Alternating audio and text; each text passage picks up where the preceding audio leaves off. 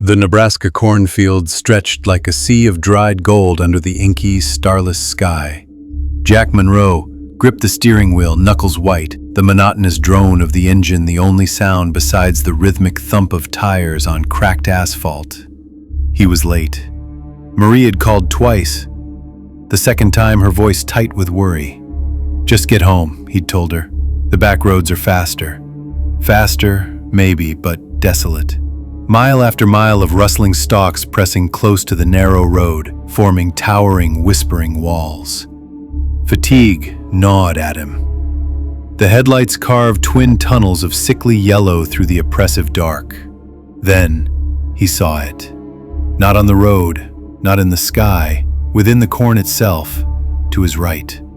A light, but calling it light felt wrong. It was thick, viscous, like liquid mercury poured onto velvet.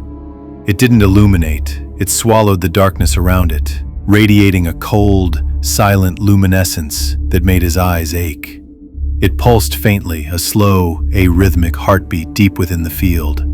No source, no shape, just an impossible pool of wrongness nestled amongst the stalks. Instinct screamed, "Look away." But a strange magnetic pull seized him. His eyes locked onto it as the car sped past. For a fraction of a second, the viscous light seemed to flow towards him, touching the passenger window. The world outside flickered. The corn stalks momentarily elongated into skeletal fingers. The night sky deepened into an abyssal void. Then, it was gone. He blinked, shaking his head. Just fatigue. A trick of the light, road hypnosis. But the air inside the car felt suddenly colder, thinner. A faint, coppery tang, like old blood, teased his nostrils, then vanished. He cranked the heater, but the chill persisted, settling deep in his bones. The next few days were off. Small things. He'd catch movement in his peripheral vision. A flicker of shadow darting behind the garage. A shape like a hunched figure standing at the edge of the cornfield behind their house. He'd turn, heart hammering, and find nothing. Sounds distorted. The wind whistling through the eaves became low, guttural whispers. The hum of the refrigerator morphed into a distant, rhythmic chanting that made his teeth ache. He started seeing the corn differently. The tight rows weren't just crops. They were prison bars. The stalks themselves seemed to subtly lean towards the house, watching. Their rustling wasn't wind, but a dry, insistent susurration. Like countless voices murmuring secrets just below comprehension. He found himself staring out the kitchen window for hours, lost in the geometric patterns of the field, patterns that seemed to shift and writhe when he wasn't focusing directly. Marie noticed. "Jack, you okay? You seem distant." Her face, usually a source of comfort, looked subtly wrong. The shadows under her eyes seemed deeper, hollower. For a split second, her smile seemed too wide, revealing a glint of too many teeth. He blinked, and it was gone. Just fatigue, stress. "It's nothing, hun. Just tired. Long drive still messing with me." But the nothing grew. The whispers intensified, becoming distinct voices layered over each other, some pleading, some mocking, some uttering syllables that scraped against his sanity. He saw impossible things. Insects with too many legs scuttling under the couch. Dark, oily stains spreading on the ceiling that vanished when he looked directly. Reflections in windows that weren't his own. Gaunt, elongated faces with eyes like smudges of tar. Sleep became a battleground. Vivid, nonsensical nightmares of suffocating in fields of whispering, sentient corn, chased by the thick, liquid light that pulsed with a malevolent intelligence. He'd wake gasping, drenched in sweat, convinced the whispers had followed him into the waking world. He started jumping at small sounds, flinching when Marie touched him unexpectedly. Paranoia took root, deep and thorny. Were they watching? Were they already here? The voices hinted at it. The shifting corn confirmed it. One evening, reading a bedtime story to Lily and Ben, their faces flickered.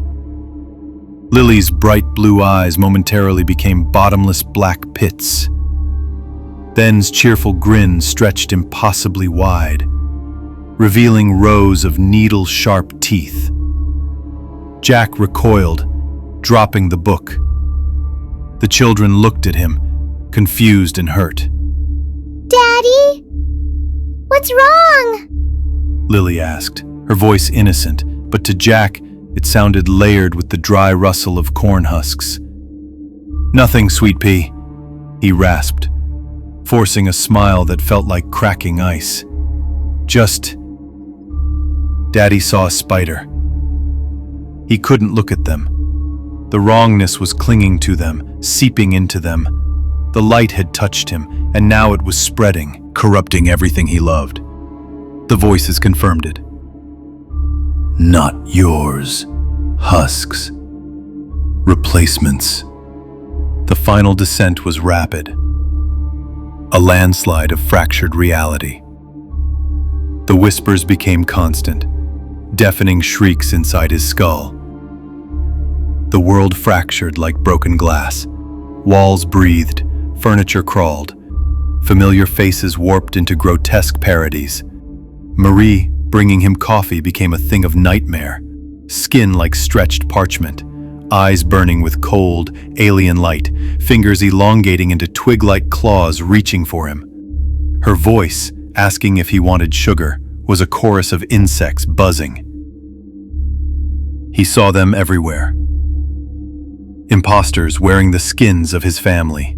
The real Marie, Lily, Ben, where were they? Trapped? Replaced? The voices screamed.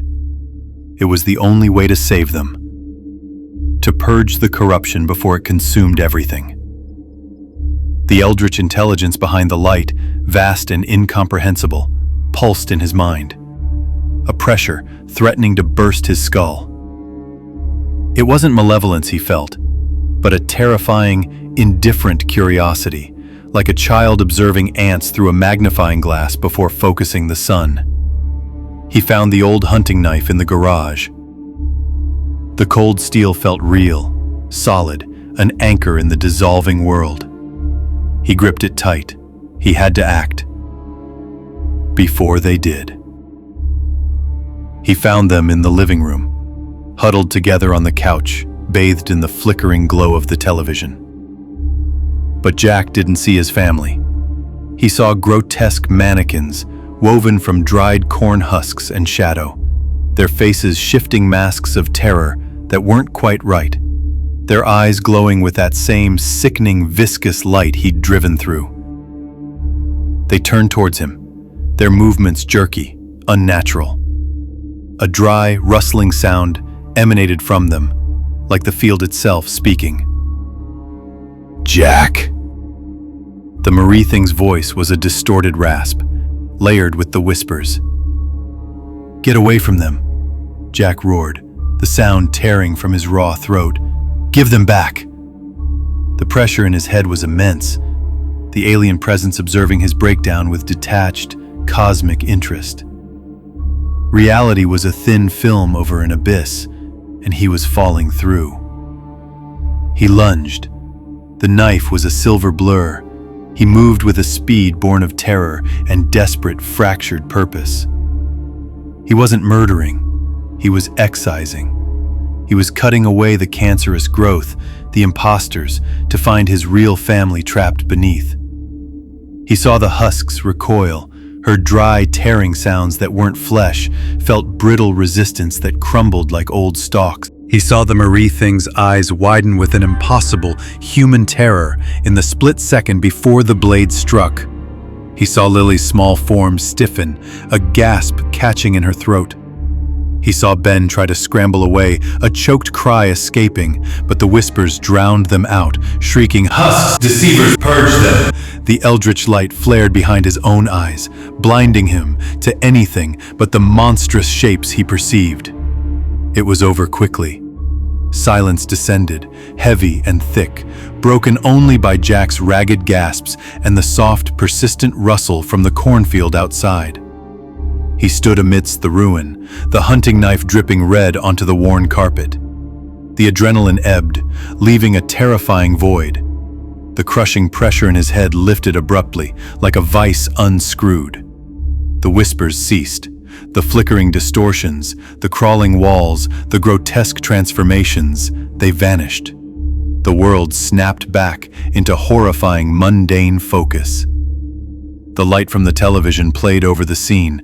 Marie lay slumped on the couch, her eyes wide and unseeing, a look of pure, betrayed shock frozen on her face, a dark stain spreading across her chest. Lily was curled on the floor near the coffee table, small and terribly still. Ben was half under the armchair, one small hand outstretched. No husks, no monsters, no alien light, just his family, slaughtered by his hand. The coppery tang of blood filled the air, real and overwhelming. The silence was absolute, deafening. The knife clattered from his nerveless fingers. A high-pitched whine started in his ears, building to a scream that never left his throat. He stumbled back, hitting the wall, sliding down until he sat in a heap, staring at the impossible, horrifying reality he had created. The whispers were gone. The visions were gone. The only presence left was the crushing weight of understanding, the devastating clarity of his monstrous act. He had driven through an unknown light, a crack in reality, and it had poured its incomprehensible poison into his mind, warping his perception, feeding his paranoia, and guiding his hand. He hadn't saved his family. He had destroyed them. For nothing. For the amusement or indifference of something vast and terrifying that dwelled in the hungry dark between the stars. A darkness momentarily glimpsed within a cornfield on a lonely road. Outside, the Nebraska corn rustled softly in the night breeze, a vast, indifferent sea whispering secrets only the damned could understand. Jack Monroe buried his face in his blood-stained hands, the true horror not what he had seen, but what he had done when he couldn't see at all. The silence in the house was complete, broken only by the relentless whispering corn.